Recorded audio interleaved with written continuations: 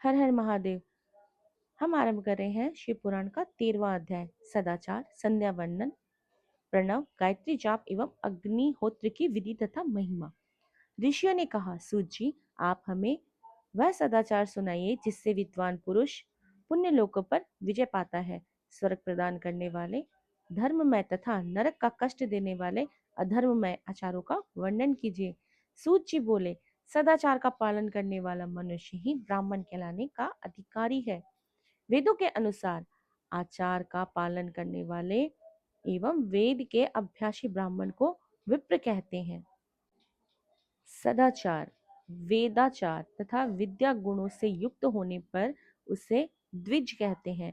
वेदों का कम आचार तथा कम अध्ययन करने वाले एवं राजा के पुरोहित अथवा सेवक ब्राह्मण को क्षत्रिय ब्राह्मण कहते हैं। जो ब्राह्मण कृषि अथवा वाणिज्य कर्म करने वाला है तथा ब्रह्मरोचित आचार का भी पालन करता है, वह वैश्य ब्राह्मण है तथा स्वयं खेत जोतने वाला शुद्ध ब्राह्मण कहलाता है। जो दूसरे के द्वेष देखने वाला तथा परद्रोही है, उसे चांडाल द्विज कहते हैं। क्षत्रियों में जो पृथ्वी का पालन करता है, वह राजा है तथा अन्य मनुष्य राजत्वहीन क्षत्रिय माने जाते हैं। जो धान्य आदि वस्तुओं का क्रय विक्रय करता है, वह वैश्य कहलाता है। दूसरों को वाणिक कहलाते हैं। जो ब्राह्मण क्षत्रिय और वैश्यों की सेवा में लगा रहता है, शूद्र कहलाता है। जो शूद्र हल जोतता है, उसे वृषल समझना चाहिए। इन सभी वर्णों के मनुष्यों को चाहिए कि वे ब्रह्म मुहूर्त में उठकर पूर्व की ओर मुख करके देवताओं का, धर्म का, अर्थ का, उसकी प्राप्ति के लिए उठाए जाने वाले क्लेशों तथा आय और व्यय की चिंतन करें। रात के अंतिम प्रहर के मध्य भाग में मनुष्य को उठकर मलमूत्र त्याग करना चाहिए। घर से बाहर शरीर को ढककर जाकर उत्तराभिमुख होकर मलमूत्र का त्याग करें। जल, अग्नि, ब्राह्मण तथा देवताओं का स्थान बचाकर बैठें। उठने पर उस ओर ना देखें। हाथ पैरों की शुद्धि करके 8 बार कुल्ला करें। किसी वृक्ष के पत्ते से दातुन करें। दातुन करते समय तर्जनी उंगली का उपयोग नहीं करें। तदंतर जल संबंधी देवताओं को नमस्कार कर मंत्र पाठ करते हुए जलाशय में स्नान करें। यदि कंठ तक या कमर तक पानी में खड़े होने की शक्ति ना हो तो घुटने तक जल में खड़े होकर ऊपर जल छिड़के मंत्रोच्चारण करते हुए स्नान कर तर्पण करें। इसके उपरांत वस्त्र धारण कर उत्तरीय भी धारण करें। नदी अथवा तीर्थ में स्नान करने पर उतारे हुए वस्त्र वहां ना धोए।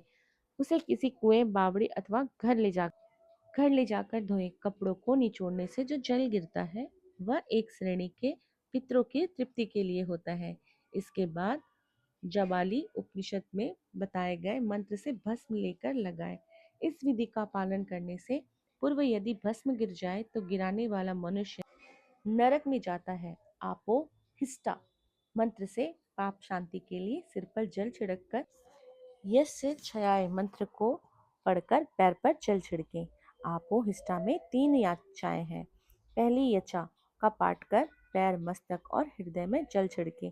दूसरी ऋचा का पाठ कर मस्तक, हृदय और पैर पर जल छिड़के तथा तीसरी यचा का पाठ करके हृदय, मस्तक और पैर पर जल छिड़के। इस प्रकार स्नान को मंत्र स्नान कहते हैं। किसी अपवित्र वस्तु को स्पर्श हो जाने पर, स्वास्थ्य ठीक ना रहने पर, यात्रा में या जल उपलब्ध ना होने की दशा में मंत्र स्नान करना चाहिए। प्रातः काल की संध्याोपासना में गायत्री मंत्र का जाप करके 3 बार सूर्य को अर्घ दें। मध्याह्न में गायत्री मंत्र का उच्चारण कर सूर्य को 1 अर्घ देना चाहिए। सायकाल में पश्चिम की ओर मुख करके पृथ्वी पर ही सूर्य को अर्घ दें। सायकाल में सूर्यास्त से 2 घड़ी पहले की गई संध्या का कोई महत्व नहीं होता। ठीक समय पर संध्या करनी चाहिए। यदि संध्याोपासना किए बिना एक दिन बीत जाए तो उसके प्रायश्चित हेतु अगली संध्या के समय 100 गायत्री मंत्र का जाप करें। 10 दिन छूटने पर 1 लाख तथा एक माह छूट जाने पर अपना उपनयन संस्कार कराएं। अर्थ सिद्धि के लिए ईश, गौरी, कार्तिक, विष्णु, ब्रह्मा, चंद्रमा और यम व अन्य देवताओं का शुद्ध जल से तर्पण करें। तीर्थ के दक्षिण में महालय में, देवालय में अथवा घर में आसन पर बैठकर अपनी बुद्धि को स्थिर कर देवताओं को नमस्कार कर प्रणव मंत्र का जाप करने के पश्चात गायत्री मंत्र का जाप करें। प्रणव के अ, उ और म तीनों अक्षरों में जीव और ब्रह्म की एकता का प्रतिपादन होता है। अतः प्रणव मंत्र का जाप करते समय मन में यह भावना होनी चाहिए कि हम तीनों लोकों की सृष्टि करने वाले ब्रह्म, पालन करने वाले विष्णु तथा संहार करने वाले रुद्र की उपासना कर रहे हैं। यह ब्रह्म स्वरूप ओकार हमारी कर्मेंद्रियों, ज्ञानेंद्रियों, मन की वृत्तियों तथा बुद्धि वृत्तियों को सदा भोग और मोक्ष प्रदान करने वाले धर्म एवं ज्ञान की ओर प्रेरित करे। जो मनुष्य प्रणव मंत्र के अर्थ का चिंतन करते हुए इसका जाप करते हैं वह निश्चय ही ब्रह्मा को प्राप्त करते हैं, तथा जो मनुष्य बिना अर्थ जाने प्रणव मंत्र का जाप करते हैं उनको ब्रह्मण तत्व की पूर्ति होती है। इस हेतु श्रेष्ठ ब्रह्मांड को प्रतिदिन प्रातःकाल 1 सहस्त्र गायत्री मंत्र का जाप करना चाहिए। मध्याह्न में 100 बार तथा साय 28 बार जाप करें। अन्य वर्णों के मनुष्यों को सामर्थ्य के अनुसार जाप करना चाहिए। हमारे शरीर के भीतर मूलाधार, स्वाधिष्ठान, मणिपुर, अनाहत, आज्ञा और सहस्त्रदान नाम के 6 चक्र हैं। इन चक्रों में क्रमशः विद्येश्वर, ब्रह्मा, विष्णु, ईश, जीवात्मा और परमेश्वर स्थित है। सद्भावना पूर्वक श्वास के साथ सोहम का जाप करें। 1 सहस्त्र बार किया गया जाप ब्रह्म लोक प्रदान करने वाला है।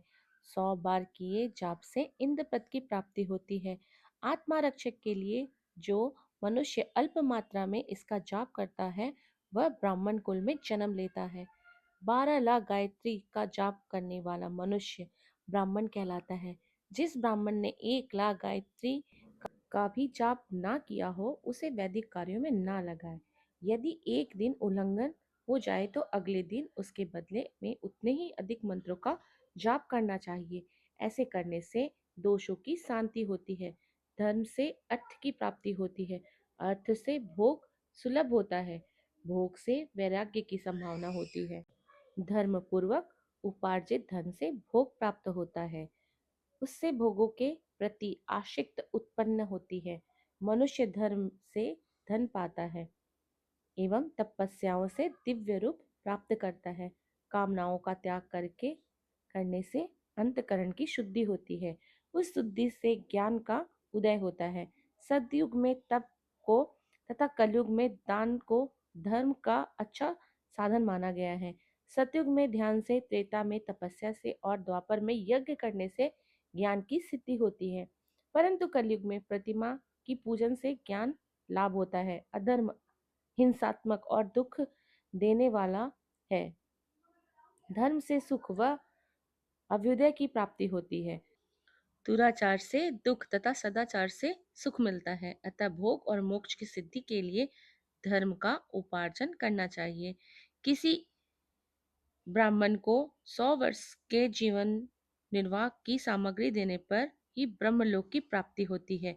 1 सहस्त्र चंद्रयान व्रत का अनुष्ठान ब्रह्मलोक दायक माना जाता है। दान देने वाला पुरुष जिस देवता को सामने रखकर दान करता है अर्थात जिस देवता को वह दान द्वारा प्रसन्न चाहता है उसी देवता का लोक उसे प्राप्त होता है। धनहीन पुरुष तपस्या कर अक्षय सुख को प्राप्त कर सकते हैं। ब्राह्मण को दान ग्रहण कर तथा यज्ञ करके धन का अर्जन करना चाहिए। क्षत्रिय बहुबल से तथा वैश्य कृषि एवं गोरक्षक से धन का उपार्जन करे। इस प्रकार न्याय से उपार्जित धन को दान करने से दाता को ज्ञान की सिद्धि प्राप्ति होती है एवं ज्ञान से ही मोक्ष की प्राप्ति सुलभ होती है। गृहस्थ मनुष्य को धन धान आदि सभी वस्तुओं का दान देना चाहिए।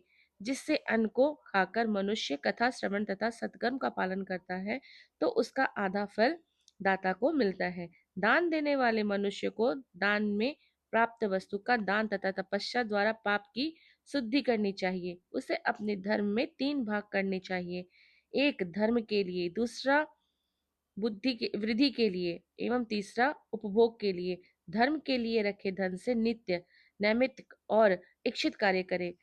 वृद्धि के लिए रखे धन से ऐसा व्यापार करे जिससे धन की प्राप्ति हो, तथा उपभोग के धन से पवित्र भोग भोगे।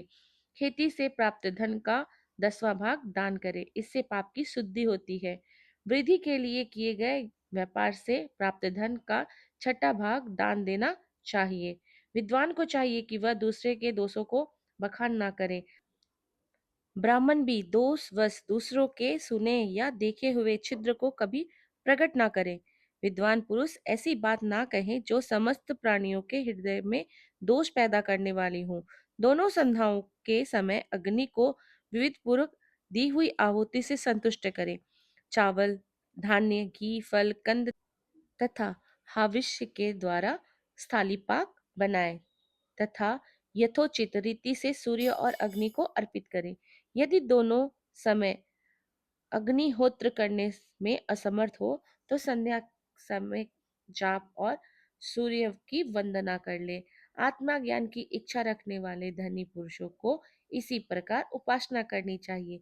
जो मनुष्य सदा ब्रह्म यज्ञ करते हैं, देवताओं की पूजा, अग्नि पूजा और गुरु पूजा प्रतिदिन करते हैं तथा ब्राह्मणों को भोजन तथा दक्षिणा देते हैं, वे स्वर्गलोक के भागी होते हैं।